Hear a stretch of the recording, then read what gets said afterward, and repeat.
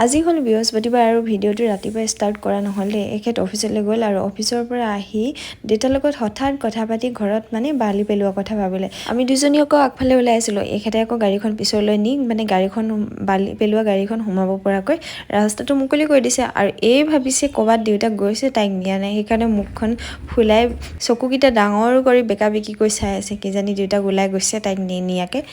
আৰু মই যে কৈছিলোঁ বালি পেলোৱা কথা ভাবিলে নহয়, ওলাই গৈ কথা পাতি লৈ আহিলেগৈ আৰু নেপেলালে নহয় মানে বৰষুণ বেছিকৈ দিলে এই গাড়ী গেৰেজত অলপ মানে বোকা বোকা হৈ যায়। গাড়ীকেইখন সোমাই ইমান নহয় বাৰু, এই যে বাইক স্কুটি থয় আৰু উলিয়াই নিয়ে এইফালে আৰু মাটি পেলোৱাৰ পিছত দেউতা আৰু এখেতে দুয়োজনে সমান কৰি বালিখিনি ঠিক কৰি আছে। অকল বালি নহয়, লগতে শিলো আছে। আজিৰ পৰা আৰু বোকা বোকা নহয়, এটা টেনশ্যন দূৰ। আমি আহি আছোঁ আগফালে, কাৰণ এইগৰাকী বাইদেউ এইগৰাকী তাতে আছিলেগৈ আমনি কৰি আৰু বৰষুণৰ বতৰ কাপোৰ এনেকৈ মাৰি থৈ দিছোঁ। মানে মাটিখিনি তুলিবলৈ শান্তি দিয়া নাই বা দেউতাকে ককাকে ইমানো শান্তি কৰি আছে, টানি লৈ আছোঁ। এতিয়া কাপোৰ মেলি আছে। এখেতৰ কাম শেষ হ'লক, আমি গোটেইকেইটা ওলাই গ'লোঁ আমাৰ ওচৰতে থকা এখন দোকানলৈ, কিয়নো আমাৰ ঘৰত কিবা কিবি বস্তু অভাৱ হৈ আছে, গতিকে অভাৱখিনি পূৰ্ণ কৰিবলৈ এই দোকানখনলৈ আহিব লগা হয়।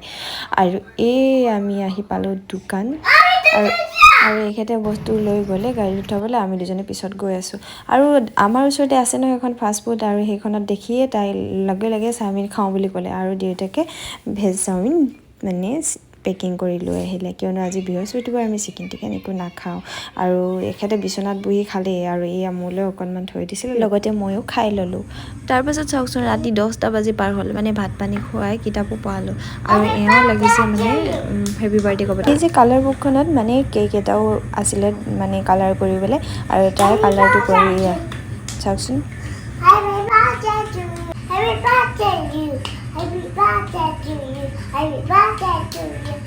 10:30 বাজিলেহি তাইৰ লগত এনেকৈ থাকোঁতে, বাকী মানুহবোৰ চব শুলে, মা দেউতা আৰু এখেত চব শুই গৈছে আৰু আমি দুজনীয়ে বহি আছোঁ এনেকৈ।